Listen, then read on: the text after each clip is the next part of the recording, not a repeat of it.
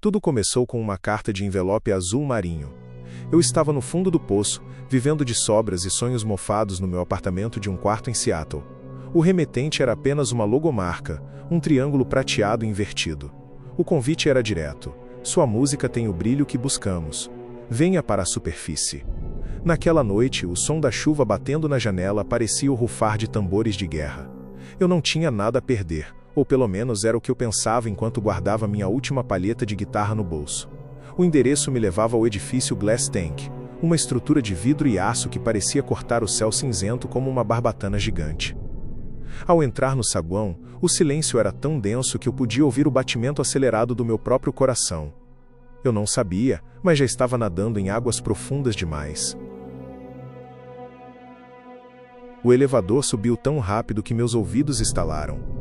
Quando as portas se abriram no 77º andar, o ar estava carregado com um cheiro metálico, algo entre sangue e água do mar. Uma mulher me esperava. Ela era alta, vestindo um terno cinza metálico que brilhava conforme ela se movia. Seus olhos eram de um cinza gélido, sem brilho, e seu sorriso, havia algo de errado com ele. Era largo demais, mostrando dentes que pareciam perfeitamente alinhados, brancos até a náusea. Eles me chamam de gerente, disse ela, sua voz soando como o deslizamento de seda sobre gelo. Ela não apertou minha mão, apenas gesticulou para que eu a seguisse por um corredor cujas paredes pareciam ondular. Cada passo meu ecoava, mas os dela eram absolutamente silenciosos, como se ela estivesse flutuando ou deslizando sobre uma superfície invisível e viscosa. O medo começou a latejar. Entramos em uma sala de reuniões circular. No centro, uma mesa de vidro maciço exibia um contrato de papel grosso, quase como couro. Assine, ela ordenou, e pela primeira vez notei que ela não piscava. Daremos a você o mundo. O rádio, os estádios, a imortalidade. Só precisamos da sua essência.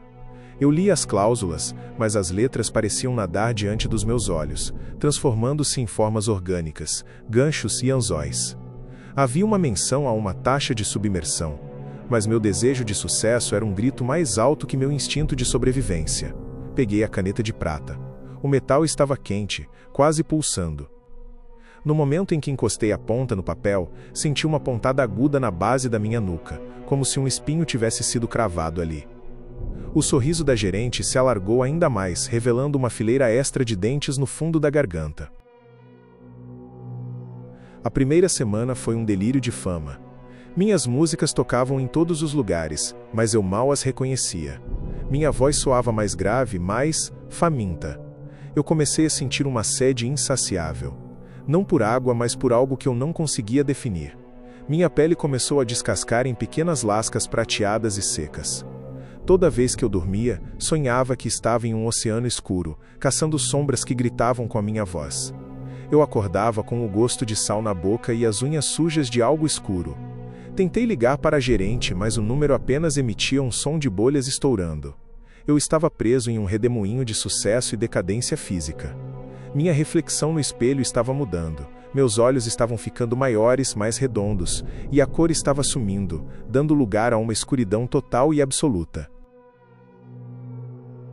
Decidi voltar ao edifício Glass Tank à noite. Eu precisava de respostas. Usei a chave magnética que eles me deram, mas o elevador não parou no 77º andar. Ele desceu. Desceu muito além do subsolo. Quando as portas se abriram, fui atingido por um frio lancinante. O andar era um necrotério de sonhos. Centenas de tanques de vidro se estendiam pela escuridão, iluminados por uma luz esverdeada doentia. Dentro deles vi outros. Músicos, atores, poetas que haviam sumido anos atrás. Eles não estavam mortos, mas não estavam humanos. Seus corpos estavam deformados, alongados, cobertos por escamas e barbatanas atrofiadas. Seus rostos eram máscaras de agonia eterna, as bocas costuradas com fios de prata. Eu vi meu próprio nome em um tanque vazio no final do corredor. O contrato não era para uma carreira, era para um repovoamento. Eles estavam criando uma nova espécie de predadores. Um ruído rítmico começou a ecoar pelas paredes de concreto. Splash, splash, splash. Virei-me e vi a gerente no final do corredor. Ela não estava mais de terno. Sua pele era agora de um cinza chumbo, brilhando com uma mucosidade nojenta. Seus braços eram longos demais, terminando em garras afiadas. Ela se movia com uma rapidez desumana, alternando entre as paredes e o teto. Você mergulhou fundo demais, pequena criatura, ela sibilou, e o som não vinha de sua boca, mas de fendas que se abriram em seu pescoço. Eu corri. Meus pulmões ardiam, não por falta de ar, mas como se estivessem tentando processar o oxigênio de uma forma diferente. Cada porta que eu tentava abrir estava trancada. O corredor parecia se esticar infinitamente, uma garganta de concreto pronta para me engolir. Eu era o peixe no anzol, e ela estava apenas puxando a linha. Encontrei uma escadaria de serviço e comecei a subir desesperadamente. O som das garras dela batendo no metal atrás de mim era como tiros. Eu podia ouvir seus pensamentos na minha mente, uma cacofonia de fome e desprezo. Você achou que era especial? Você é apenas carne fresca para os seres do mar. O nome ressoou em mim como um trovão. Ela era a personificação da ganância, o monstro que espreita abaixo das ondas da indústria. Minhas pernas estavam ficando pesadas, meus músculos latejavam com uma força nova e violenta. Eu chutei uma porta e me vi de volta ao saguão principal, mas a saída estava bloqueada por uma parede de água sólida que não caía, apenas flutuava onde deveria estar o vidro. O prédio inteiro estava se transformando em um aquário gigante. Eu estava encurralado entre o vidro inquebrável e o monstro que subia as escadas. A gerente emergiu das sombras, sua mandíbula se deslocando para baixo, revelando uma bocarra capaz de engolir minha cabeça por inteiro. Não lute, ela sussurrou, e sua voz agora era o som de 1000 ondas quebrando. A transformação dói menos se você aceitar o abismo. Eu peguei um extintor de incêndio e o lancei contra ela, mas ela o desviou com um movimento casual de sua cauda, que agora rasgava o que restava de suas roupas. Eu percebi que minha pele não estava apenas descascando, ela estava se tornando rígida, uma armadura de prata. Minhas mãos estavam se fundindo. A dor era uma sinfonia de agulhas. Eu comecei a rir, um som borbulhante e insano. Se eu ia ser um monstro, eu não seria uma presa fácil. Avancei contra ela, não com punhos, mas com a raiva cega de quem foi traído por seus próprios sonhos. Lutamos no chão molhado, uma dança de dentes e unhas. O sangue que escorria de nós não era vermelho, mas um azul fluorescente que iluminava a sala em lampejos fantasmagóricos. Eu consegui cravar meus dedos, que agora eram garras, no pescoço dela. Ela gritou, um som ultrassônico que estourou os vidros internos do saguão.